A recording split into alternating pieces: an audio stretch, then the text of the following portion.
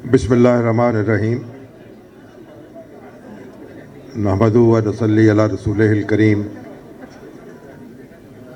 व अला आलिहि व अस्हाबिहि अजमईन।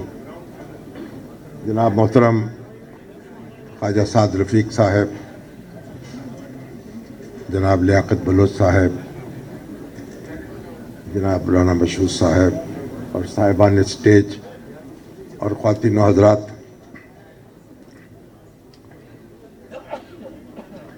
ख्वाजा साद रफ़ीक साहब ने जो तकरीर की है,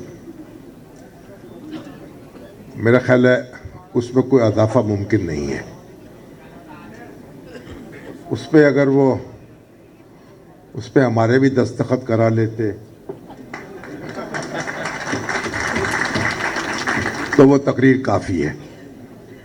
उसमें जो तरमीम की ज़रूरत थी वो सरदार अय्याज सादिक साहब ने कर दी है। मेरा ख्याल उस तरमीम के साथ उसे मंजूर कर लेना चाहिए। अब ख्वाजा साहब ने जो आज की बरसी की तकरीब है उसका जो दावतनामा भेजा, तो उसमें उन्होंने एक मौजू उसका दिया था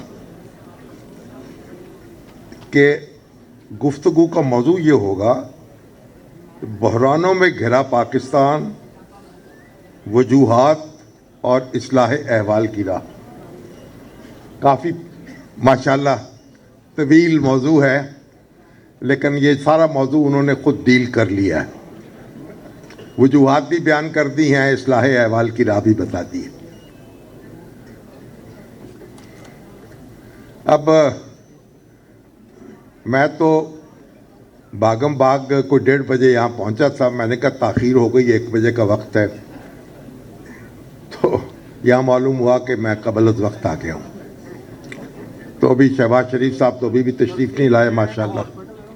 तो पहला तो मेरा मशवरा ये होगा कि मुस्लिम लीग पाबंदी वक्त जो है उसका कोई एहतमाम कर ले। कायदे आज़म जो थे उनकी घड़ी कहीं से हासिल कर ले। चलो 2-4 मिनट आगा पीछा हो जाए तो कोई बात नहीं, लेकिन कोई ये भी एक डिसिप्लिन होना चाहिए। बाकी ख्वाजा रफ़ीक शहीद इन्हीं लाहौर की सड़कों पर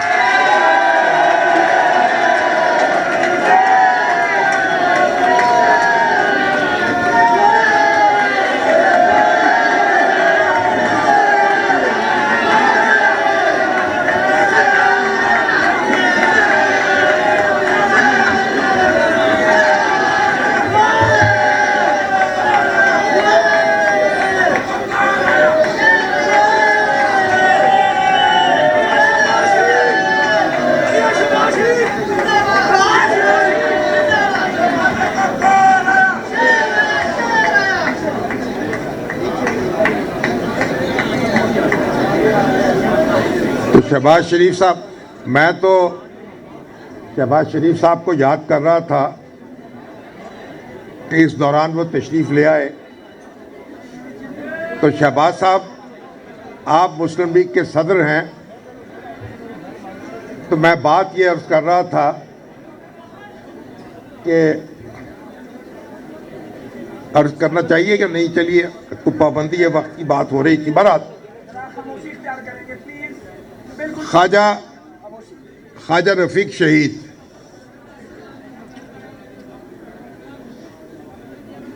जिस दिन उन्हें शहीद किया गया, पीपल्स पार्टी का जो दौरे इक़्तिदार है उसका पहला साल मुकम्मल हुआ था, 20 दिसंबर 1972। और इसी सड़क पे माल रोड पर चंद कदम के फासले पर उनको गोली का निशाना बनाया गया। मैं तो उस वक्त जेल में था, इसलिए उनके जनाजे में शरीक नहीं हो सका। लेकिन जो दोस्त उसमें शरीक हुए, उनका कहना था कि गाजी इल्म दीन और अल्लामा इकबाल के जनाजों के बाद लाहौर ने इतना बड़ा जनाजा नहीं देखा। ख्वाजा रफीक शहीद, हम उन्हें देखते, उन्हें मिलते, उनकी बातें सुनते, उनका एक ख़ास अंदाज था।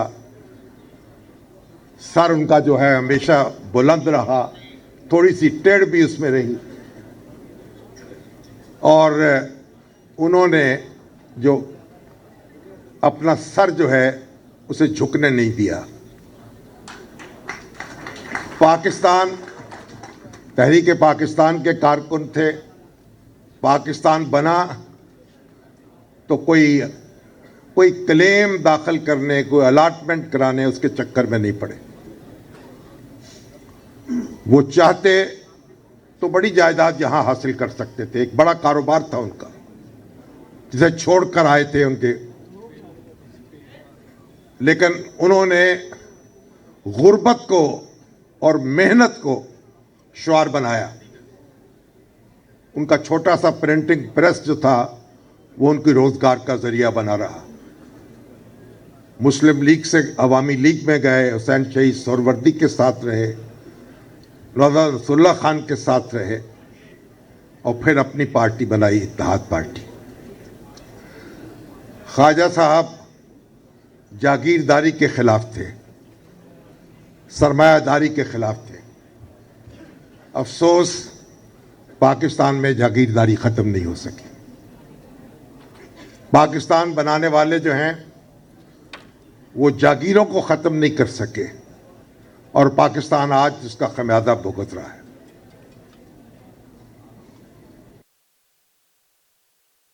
पाकिस्तान बनाने वाले जो हैं उन्होंने कभी हालात पर, मैं अब पीछे मुड़ के देखता हूँ, ख्वाजा साद रफ़ीक और सलमान रफ़ीक अपने वालिद की तस्वीर हैं। उन्होंने कैदोबंद की सोबतें बर्दाश्त की, और अभी चंद रोज़ पहले वो जस्टिस साकिब निसार साहब का मैं एक इंटरव्यू सुन रहा था कि उनसे सवाल किया गया कि आपने ख्वाजा साद रफ़ीक के बारे में, तो उन्होंने कहा उनके खिलाफ कोई चीज़ बरामद नहीं हुई और कोई साबित नहीं हुई, मैं उनके खिलाफ कैसे कार्रवाई कर सकता। तो ख्वाजा साहब ने, अल्लाह ताला ने उनके रिस्क में बरकत अता की, लेकिन उन्होंने अपने बाप का रास्ता नहीं छोड़ा, और यही रास्ता जो है, मेहनत का रास्ता, हिम्मत का रास्ता, जिद्दोजहद का रास्ता, इसी रास्ते पे हम चलेंगे तो पाकिस्तान को पाकिस्तान बनाएंगे। ये जो आप देखें, शहबाज शरीफ साहब यहाँ बैठे हैं, कुछ वक्त निकालना चाहिए, कि गौर करने के लिए भी वक्त निकालना चाहिए।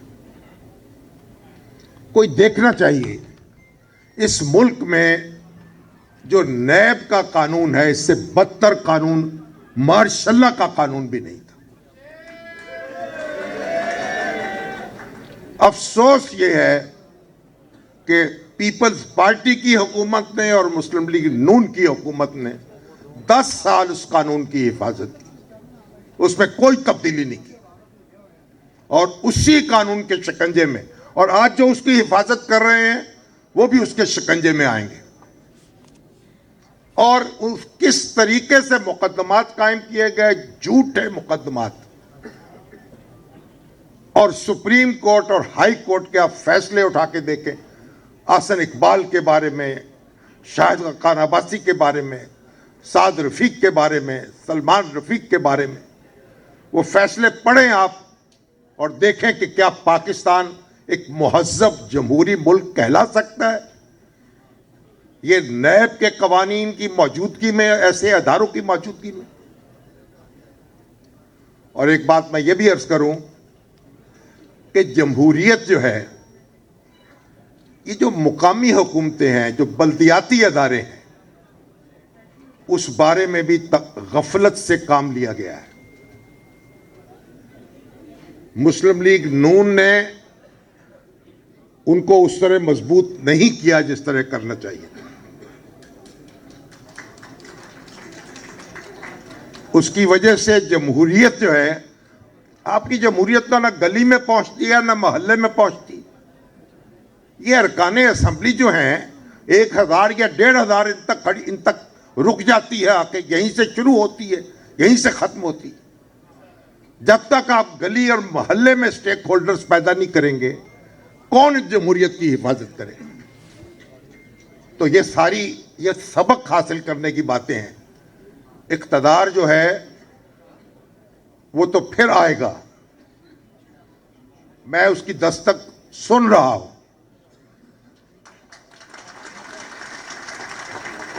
और लेकिन जो कुछ नहीं हुआ पहले वो गौर करना है, कारकुनों को उसका मुकाम देना है, मुस्लिम लीग को एक तंजीम बनाना है जो जागीरदारों से और सरमायादारों से महफूज तंजीम बनाना है। ये ख्वाजा रफीक का पैगाम है और ये पैगाम आम करना होगा। अभी वो जब याद सादिक साहब बात कर रहे थे और कह रहे थे, सुना रहे थे कि क्या होने वाला है, तो मुझे अल्लामा इकबाल की वो नज़्म याद आ रही थी, तो उसके चंद शेर पढ़ के मैं आपसे इजाज़त चाहता हूँ। इकबाल, गुजर गया वो दौरे साकी के, गुजर गया वो दौरे साकी के छुप के पीते थे पीने वाले, बनेगा सारा जहां में खाना, हर कोई बादाखार होगा। कभी जो आवाराए जनू थे वो बस्तियों में फिर आ बसेंगे, बरना पाई वही रहेगी मगर नया खारजार होगा।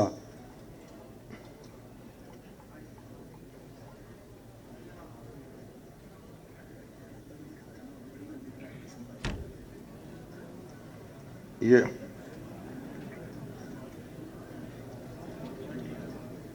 निकल के सहरा से जिसने, ये निकल के सहरा से जिसने रोमा की सल्तनत को उलट दिया था, सुना है ये कुत्सियों से मैंने, वो शेर फिर होशियार होगा। बस यही पैगाम है आपके लिए।